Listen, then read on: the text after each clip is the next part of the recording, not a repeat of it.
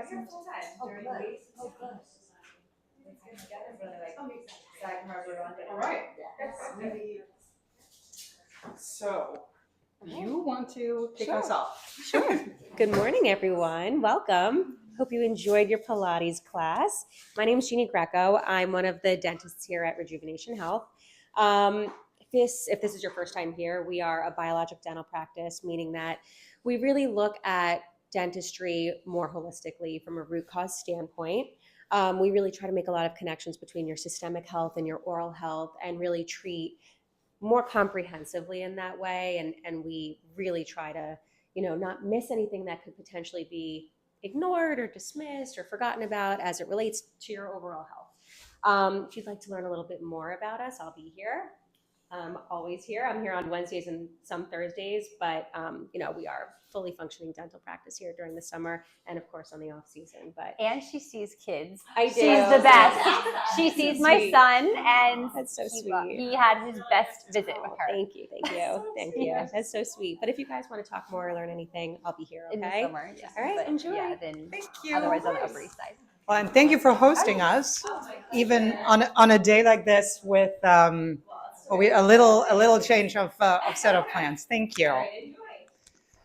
Well, ladies, welcome and good morning from me as well. My name is Kim. I'm the founder of the Hamptons Boss Moms, and I know a few of you are members. And if you don't know the Boss Moms, the idea behind it is to have a community for female entrepreneurs, for working mothers, to have a community to connect with, to not do all the things we do on our own by ourselves.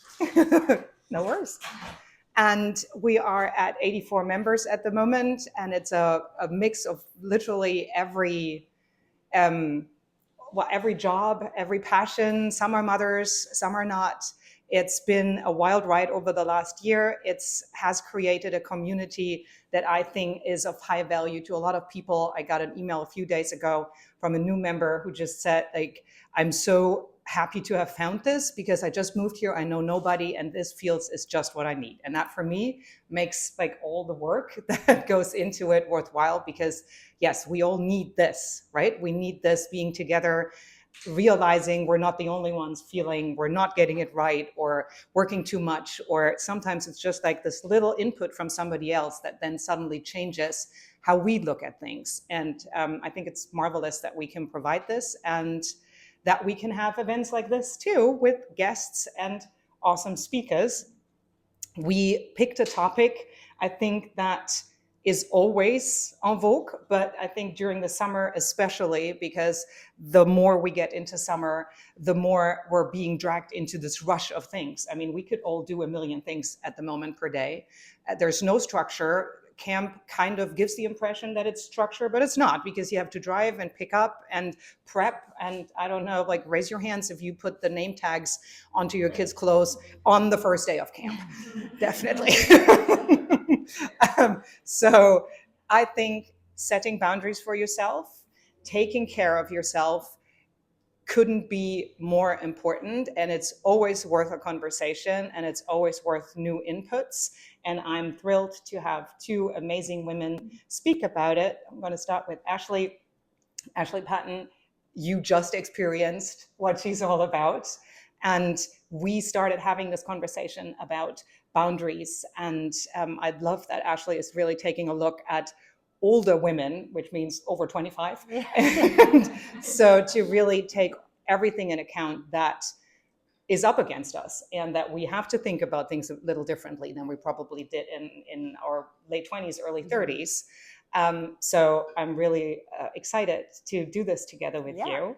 And Kristen, who has 3 little boys, that I have 2, and that's a lot, but you have twins and an older boy, and you're still managing it all with a lot of humor, as I saw this morning on Instagram.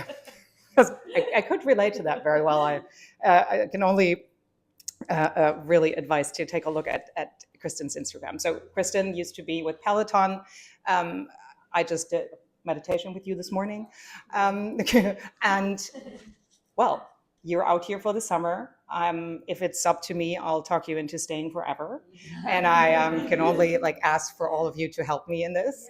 And with that, I'm gonna hand it over with the first question, maybe to really, if it comes to self-care, and of course, if we look at you too, all of us probably think, well, yeah, you have it down. So do you have it down, and how does it look like?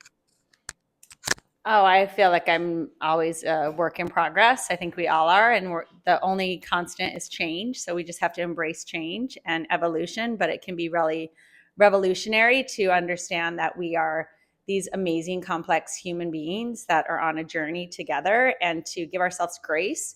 But I think to have a few consistent things in our lives that are habitual, good habits, like meditation practice for me is it's non-negotiable. Every morning I wake up, I do my meditation for 20 minutes. I have a second meditation midday, and it's been a constant in my life throughout all the change and kind of ups and downs. It's been the one thing that's been steady, and I find that has just set me up for so much more success in life, because it gives me a sense of clarity, and it helps me tap into what I need. And every day I can just do a touch base with myself, and then the rest of my day tends to fall into place. Or when things come my way that are out of the blue or unexpected, I can manage them a lot better. I can be more responsive as opposed to reactive. I have one. Oh, Good. okay. Yes. I guess to add to that is like the things that are like non-negotiable in your life, and it's not about being rigid. Like I have to do these things. Like by knowing what little things you need to do in your day or your week to help you feel like balanced, and again, not reactive, but responsive and grounded. So I guess for me, there's 5 like pillars of health, right? There's exercise. So, and I'm a huge scheduler as a way to try and like find ways to fit it all in.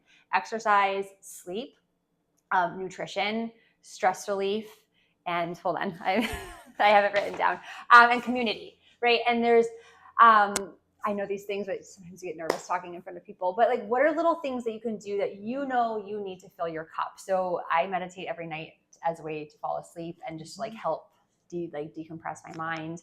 I try to do 20 to 30 minutes of exercise every day. Sometimes it's first thing in the morning, sometimes it's in the afternoon.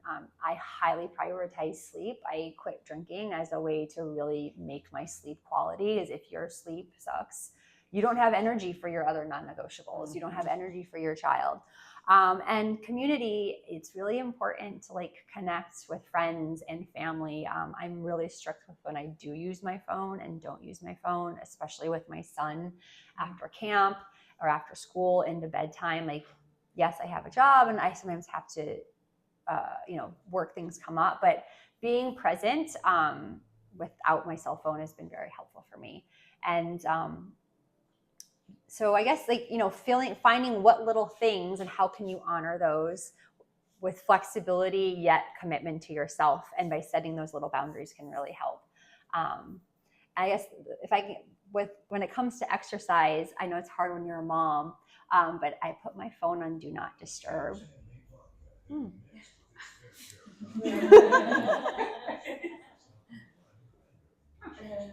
We'll quickly wait that out. It's a vodka ad. Vodka, so on brand. After I quit drinking. Someone's trying to prove otherwise.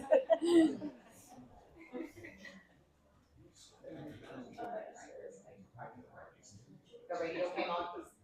Yeah, I got it. Okay, great.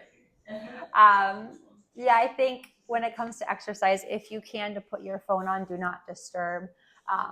I guess to share a story, last week I was playing tennis and my husband kept texting me, and it was about nothing urgent, but like I kept responding and I was getting really mad at him, and I was getting really, like why are you, and I'm like, nothing you're writing me is important. So I just put my phone on do not disturb, and then and I often do that, but I didn't this time, and I was getting so frustrated, and I was like, wait, like this isn't important. So I'm a big fan of do not disturb when you exercise, to really like carve that time for you. Yeah. Well, I think when we speak of boundaries, that's Yes. a nice lead in, Yes. because I think it is so easy that we have so many things coming at us. It's like, yes, the kids want something, the husband wants something, and then there's just life, Yeah. right? Like yeah, I was at a gas station yesterday while I was changing an appointment for my son on the phone while I was heading to an event. I was just, what am I doing? Like, and yes, but these things need to happen. And yes, as a parent, especially as a mom, I feel a lot of things fall onto us, and we have to handle them on the side. So how do you set boundaries, or what are the most important boundaries when it comes to saying no, or to just making things stop to create space for yourselves? You can go first. Let me think. I really love to do a lot of things. I feel like opportunities are endless, and I tend to be a yes person where something comes along and I'm like, oh yeah, that sounds amazing. I think that I have to just prioritize and look at, I'm a single mom of 3 boys. So now I really don't have I have like an actual excuse to set a boundary because I always prioritize being with my boys.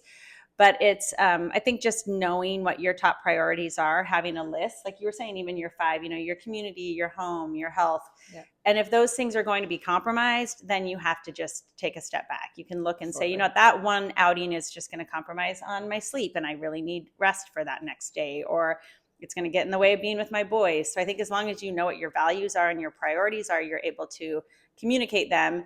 And then you can every now and then, make room for, I think, spontaneous. You don't want to be so rigid totally. that you're Yes. not.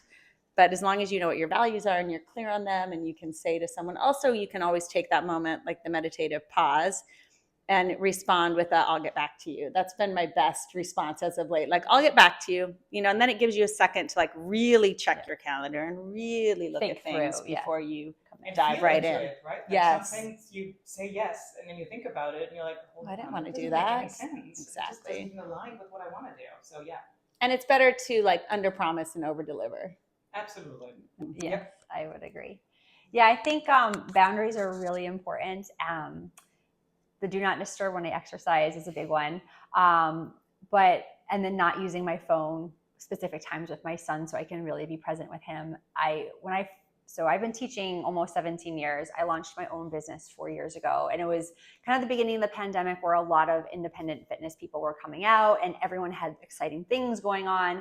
And I was kind of at this moment where I was like, I was in a constant state of panic. Like, I'm not doing enough. Others are doing more. My wins aren't as good as theirs. Like, so many toxic things I was telling myself. And I was really comparing myself to others. And through a lot of therapy, but also self-work and discovery, like I really started to set boundaries with my time, because I felt like when I was with my son, I should be working. And when I was working, I should be with my son. And whatever I was doing, if it wasn't enough today, or it wasn't as good as yesterday, then it wasn't good today. And it was just like a whole toxic thing. So I really started to set like specific times when I do and do not work. And it helps me, like this is the time I have to work. This is when I work.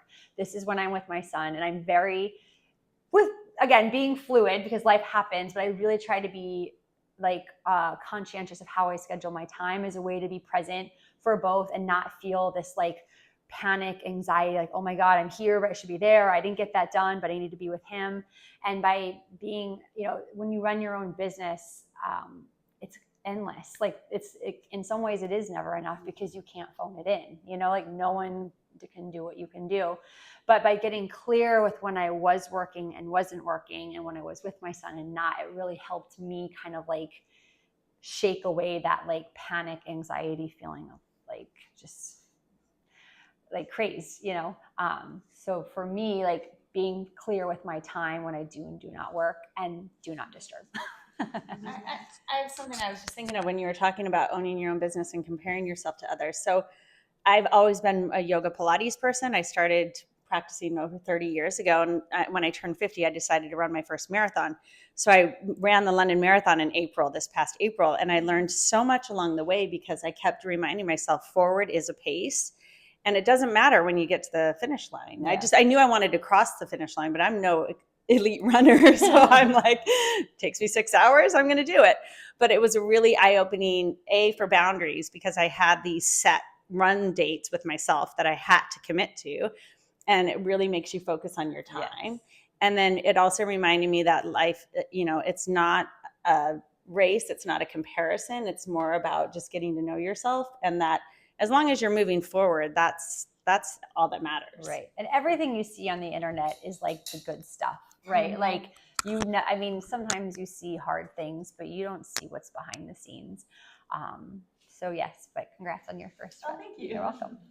Indeed. Yeah, I watched that live on Instagram kind of. And I was like, is she insane? Now she's going to run a marathon as well. So seriously, respect for that.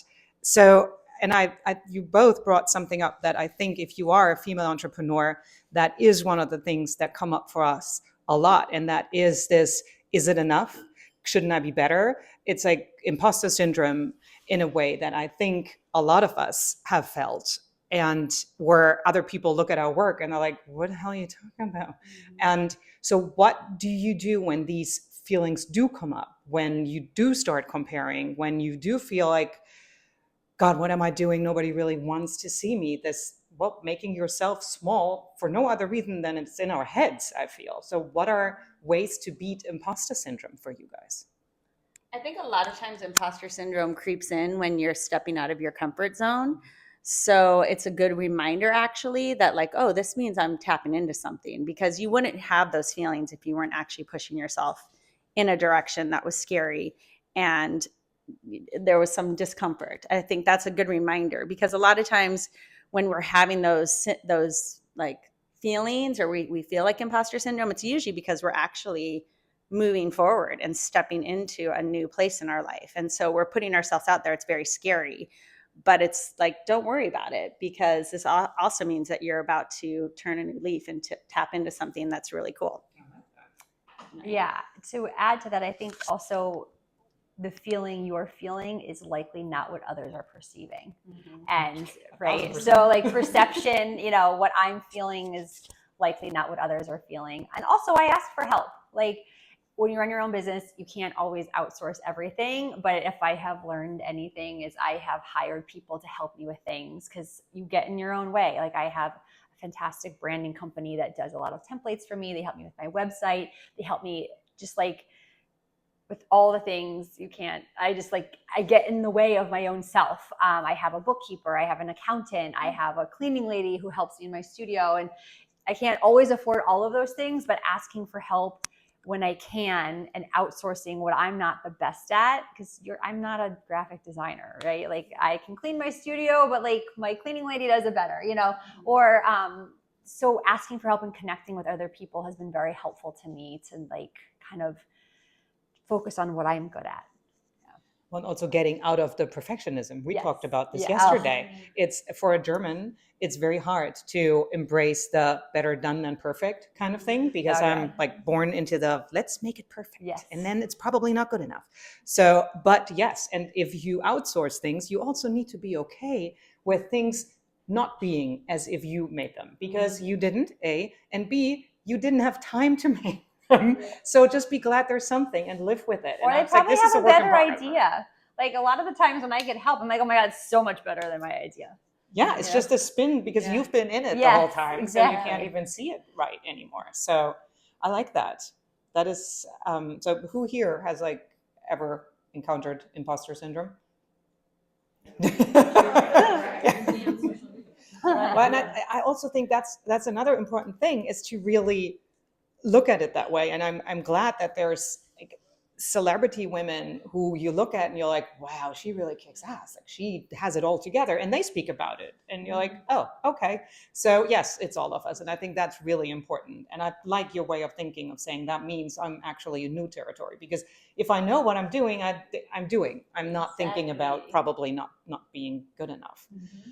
So let's talk about a few hacks for the summer to make sure to really keep up that wellness self-care routine, even if things get crazy, and even if days are so full that if I look at it, it's like, can't do it. There's no way to meditate. There's no way to squeeze in 15 minutes. Like, what are ways to trick our brains to be like, yeah, it has to, or it can? It's kind of like the quote I shared yesterday, where if you don't have time to meditate for 15 minutes, and you should meditate for an hour, because chances are, it's that they think we are it's easy to make excuses.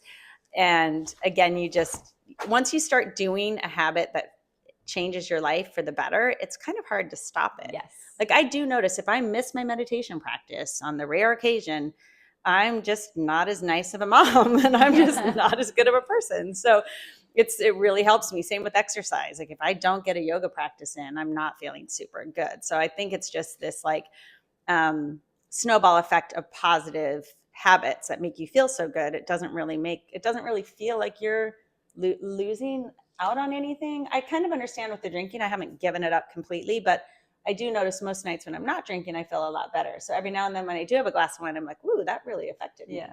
And I think it's just noticing, like, I think if you start to spiral in the direction that doesn't feel so good, hopefully you're like, okay, I definitely feel better when I'm, but again, it's summer too. I think we have to have grace and have some, we need to be a little less harsh on ourselves because Well, it probably doesn't have to be a Barry's boot camp class. Exactly. For an hour Exactly. Or whatever. It can also be a walk around With a friend. 15, 20 minutes to walk with a friend. Exactly. There was another thing I was thinking about though with the marathon training, and it's this acronym. I said CAT because I have a cat that I love, but it's the consistency, accountability, and then the treat.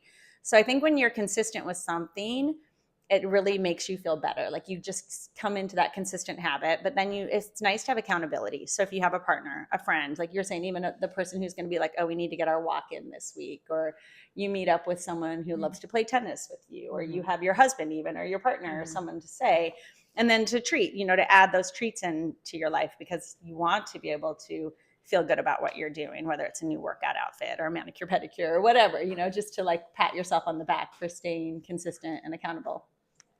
Awesome. And I think, habits and actions snowball on each other, right? If you get good sleep, then you're going to wake up on time to like make your lunch and your breakfast.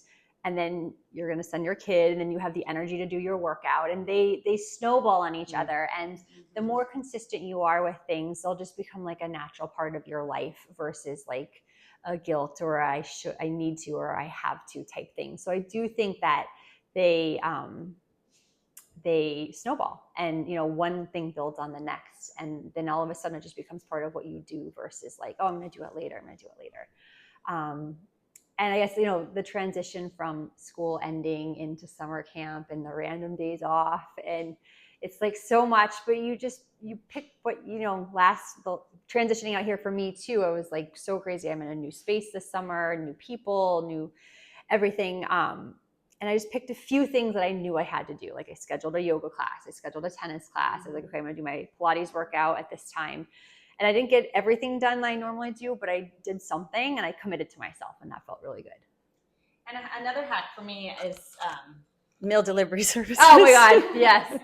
I'm sorry. It's the one thing I spend money on. I don't spend money on items. I spend money on like good quality food. Yes. But I've cheated the system where like Sakara I love, but they're expensive and they don't have a ton of protein, but I'll do their salads because then that's one way that's a little bit cheaper, but then I make my own high protein breakfast, and I can make overnight oats with protein powder. Simple. And I'm not one of those Instagram perfect food people. Like I'm really bad when it comes to like grounding my own almond flour and like, straining my own milk. I'm like, not with 3 boys, but finding little hacks for them as well, like foods that are good, healthy enough that are just like reliable, because I find that Fresh Direct. Yeah, Fresh Direct actually has some really healthy. Yeah, I've got. You have to look at the ingredients, but there's certain meals that from Health Direct, even Fresh Direct, even that are really healthier. So Amazon Fresh, you can find those things.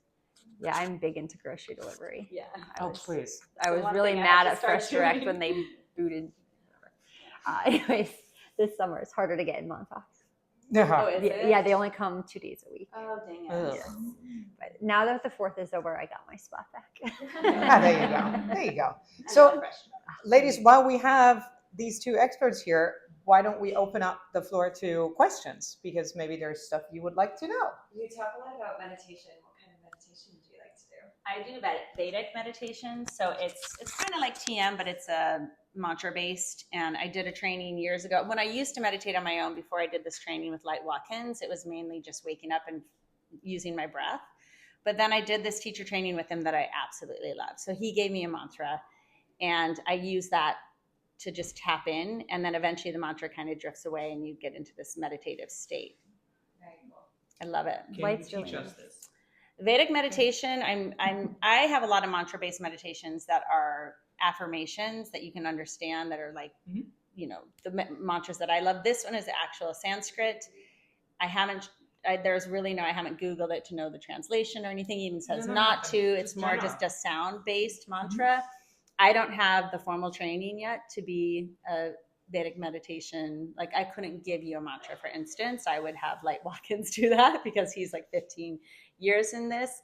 But yes, I could definitely teach you how to set up a meditation practice and what like the tricks that I've done that has helped me stay consistent with it, what's worked, whether you want to start guided and then eventually get into your own self practice. Definitely.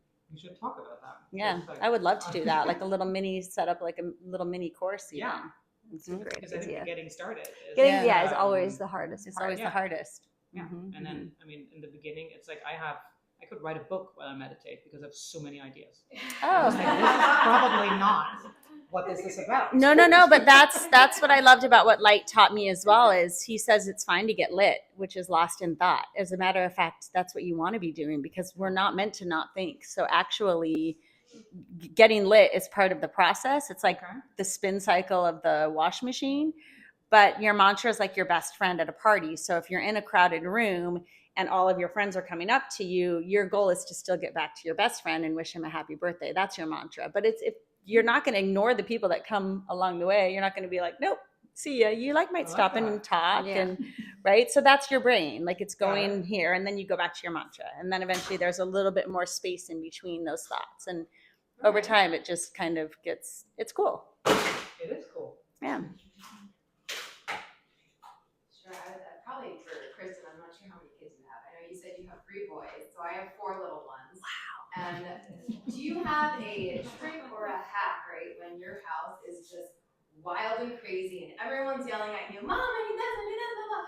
Like, how do you just not lose it and like really kind of keep your composure and like just give me a minute and I'll get back to you guys. Like, what's your Kudos trick to you for- with 4 even. I That's know. incredible. It's interesting. I think there's been moments where, and again, the meditation has helped a lot because it's become more and more, the longer I've done it, the better I've become at being less reactive. But don't get me wrong. I mean, there's been moments when I've just been like, okay, you guys, like I'll shout. I try and, especially with the fighting, is I try and find humor and turn it into a funny moment for the boys so that they get out of anger mode and into laughing mode. The second they start like flip that switch, it's so much easier for everyone to calm down.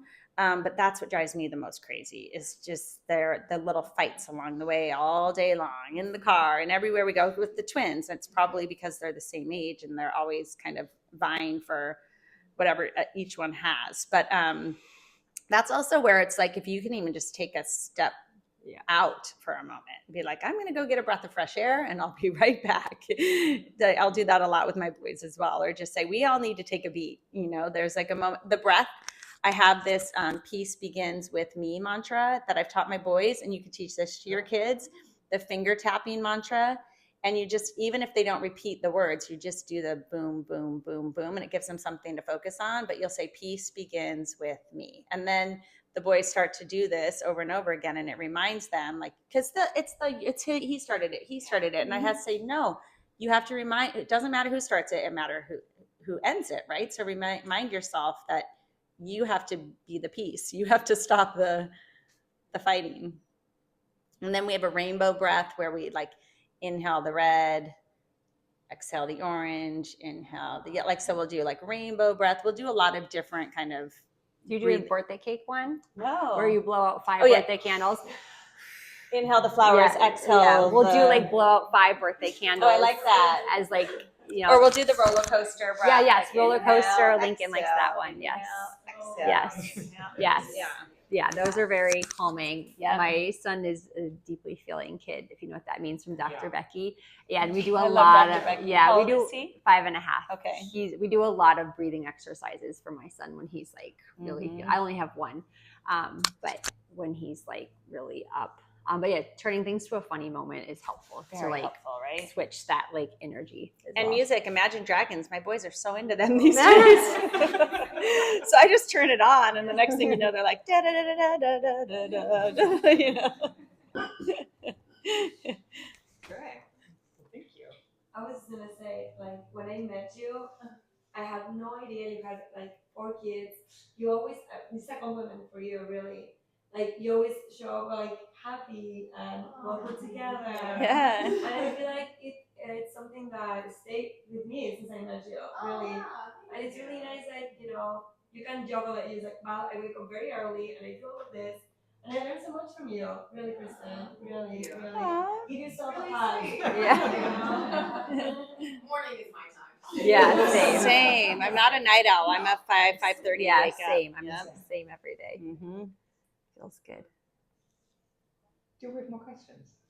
Does everyone live here year round? No, visiting Year round. some year round, some okay, and some just come out for the summer. Yeah. You have to stay. Yeah, you Community is super helpful too. Like even the other day, I had to film some of my own videos for this project that I was going to do. And Kim, my microphone broke, and she brought a microphone to me, and I was filming upstairs while the boys were downstairs going crazy. And at least I had a microphone so you couldn't hear them. But having like a community of friends is so important. Yes.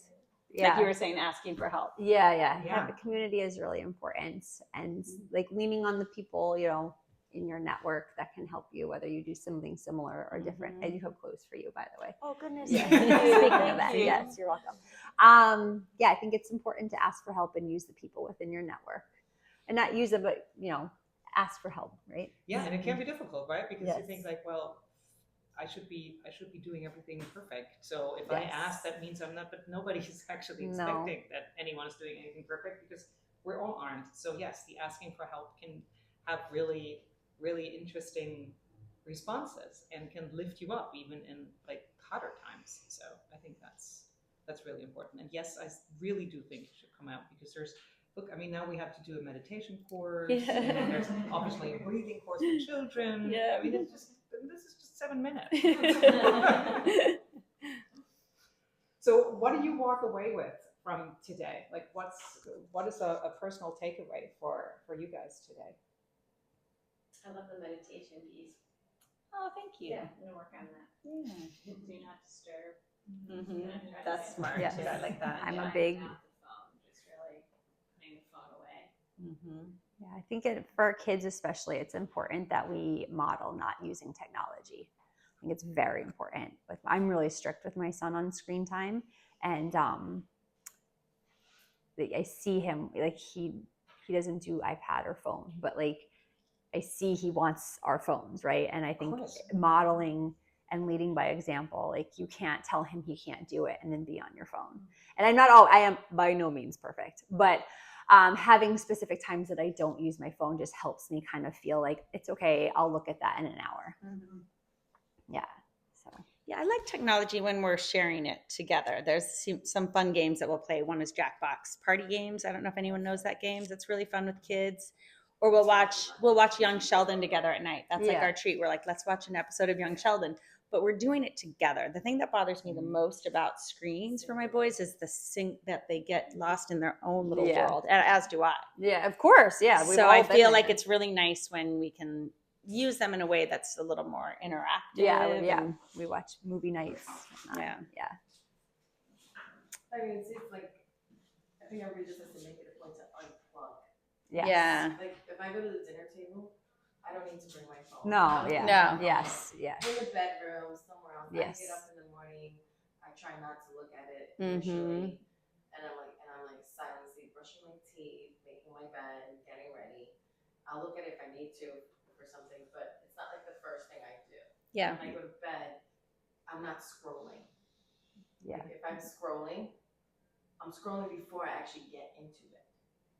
So once I get into bed, That's it. My phone goes on Do Not Disturb at 11:30. I don't have kids, but I put my phone on Do Not Disturb at 11:30. It's good. And it does not go on off disturb until 9 a.m. Oh, that's really good. nice. Yeah. And then if I'm in a workout class, ringer's off, it's in my bag. If I'm having lunch with somebody or dinner with somebody, it stays in my bag. So just like little things like that, you will realize how much you do focus on what you're doing and who you're with. Absolutely. Because the phone distracts you. Mhm.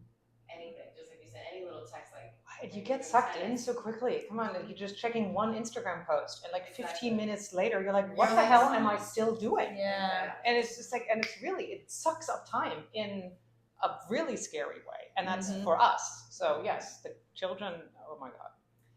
So if we do it, they'll do it. I am a director of a new nonprofit in Houston. Oh, and neat. It's not why I came here today, but it's hard to sit here and listen. This is what I've been doing for a year now. And it's a very important topic for adults, but for people who have children, there's a lot of science about how it's affecting children's brains and their development. So I would definitely pay attention to it and do your research. Make sure you know exactly what's happening when a child spends hours on the device. Okay.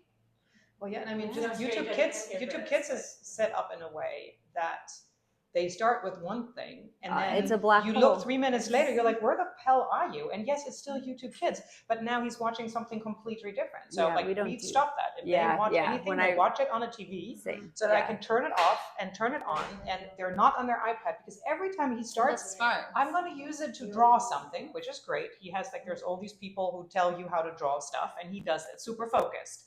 But then his little brother comes and disturbs him, so boom, attention is off. And then you have all these little, look at this and look at this and look at this and look at, and then he starts looking at it. I was like, what are you doing? You were drawing.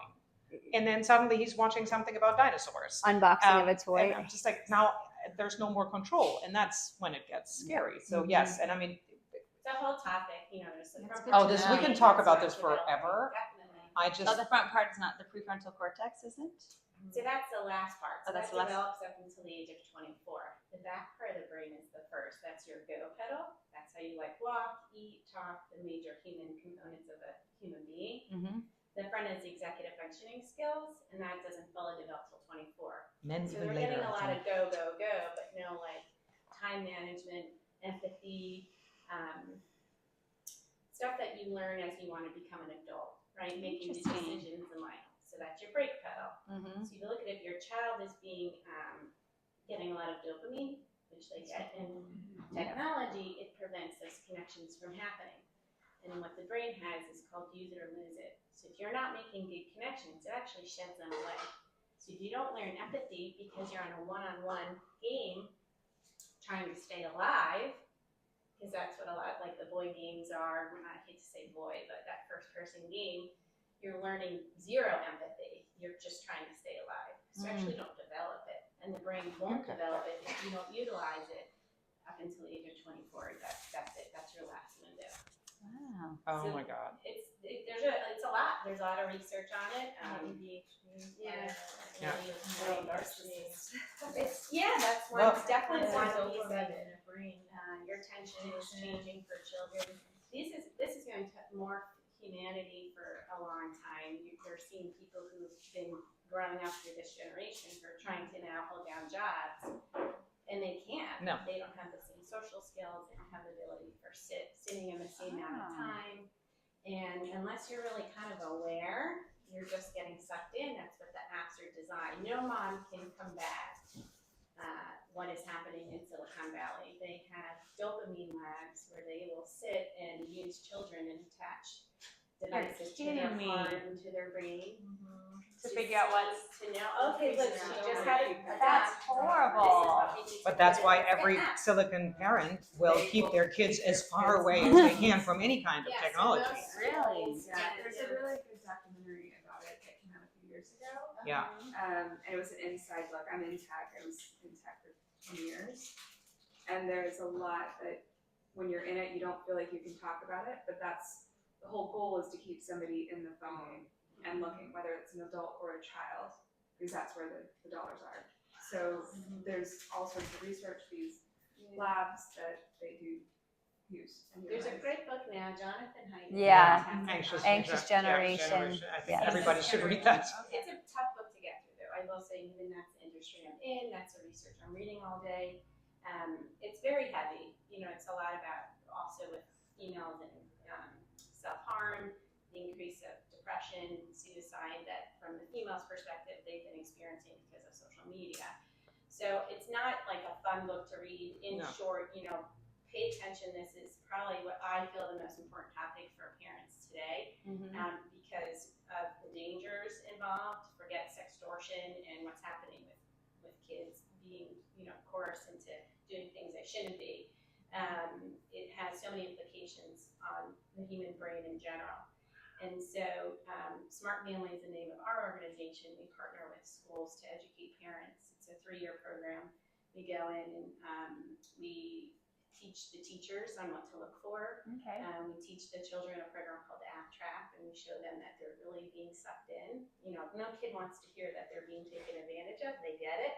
So once that light goes on, to your point, we had a 4th grader say my mom tells me not to go on my phone, but she comes home and she scrolls through Instagram and he used the word hypocrisy. Yeah. Whoops, big word for a 4th grader. Yeah. But also very on point. He has a great podcast when he interviewed some college students, and they're like, would we want to pay you to not be on your phone for a month? Would you do it? And this college student was like, yeah, I'll do it for a month. How much are you going to pay me? Kidding around. And he's like, well, what if everybody in your college came off a device for a month? He's like, I would pay you. So this generation is starting to realize it feels so unhealthy for them. They don't like the emptiness that they're left with after they sit on porn or they do things like they know it doesn't feel good inside, they just can't get away with it. That's how they connect. Snapchat is like the number 1 app for teenagers, but it's also the number 1 place to buy drugs right now. Oh Lord. Yeah. Yeah, I was with our neighbor yesterday. Yeah, that's how they Her son Kai was so cute with my boys. He's 15, 14. She said he was the only one not on Snapchat, but then he was getting left out of Plans and stuff. well, he missed like a football championship thing or That's something the only because they big wouldn't have told that it was all there, that the party and everything. And so she finally trying to educate the school to say at least here's a school, number 1, that shouldn't be in the school. please just let Yeah, I have 3 teenagers, and my oldest boy, I was trying to get my 14-year-old's hooked on, addicted to the cell phone. And I was like, what should we do with your brother? Because the oldest is addicted, the youngest is addicted. And he's like, the problem with the phone, Mom, is if you take that away, they share these memes and these things people can't. on the device at night, and then at school, that's what everyone's talking about. Yeah. So when they don't know that, they're just constantly left out of the loop. I mean, when my oldest boy was starting with the phone, I remember trying to take it away, and he was like pacing the house, like, I'm literally going to kill myself if you take my phone away. Yeah. And I've asked other kids, you can't take the phone away. It will. It's like taking oxygen away from the kids. True. So I'm a little bit We too will need to late talk the about this a lot more. conversation, 'cause I have Thank 3 you. teenagers now. My daughter, thankfully, did that. But I can stop my 10-year-old now, but I missed it with the other 2 I'm boys. gonna work on And that it's with really Timothy. hard now. He's going into high school. I can't. How am I going to take the phone? I mean, I say I can't. And I'm like, I can't do it. I wanna follow We that. will, ladies. You can do it. I have a I'm sorry, I have to get 16-year-old going. and Oh no, I have a 16-year-old and a 5-year-old, so similarly, big gap. We didn't know so much, and now we know, right? And so we've sworn it off for the 5-year-old. The 16-year-old had it at, I don't know, way too early. I don't even remember because that was during the pandemic, but we do social media detoxes, especially over breaks, like the holiday break. That is the most important time for her not to be on the device. And even when we're out here for the summer and seeing what it's like, because you're that FOMO. So I also teach college, and I teach a wellness course for freshmen, and that's their first year of classes at this big university. We have small classes, and so I teach a wellness course for them, and that's one of the things I ask them to do is put your phone in your bag and go study. Try 12 hours. That's the goal. They never make 12 hours. They're like, well, I did it for I put it on the do not disturb, and I went to the library for 2 hours. I couldn't believe how much I got done. I'm like, yeah. That's how we start, and we'll go for a walk. I'll say, leave your bags. We'll lock the classroom. We're going to go. There's a pond right near our building. We're going to go walk and look at the turtles and just not have our headphones in. I'll challenge them to do things every week. Like, don't walk with those earbuds in. You're going to get hit by a car. So anyway. So yeah, you can do it. They'll hate you for a minute. Maybe 5. Right. Well, ladies, I know that you have to run. Thank you guys for coming. Obviously, we're going to do more of these because whenever we have one of those health, wellness, everything talks, we could go on forever. Thank you, everyone, for coming. There are goodie bags with a few little beautiful things in. There's And there's some really fun stuff. Something from Thailand you have to fill with water. That's all. That's the little description of it. Not for me. Try those protein Yes. balls. Yeah. Oh yeah. She's a female founder too. Yeah.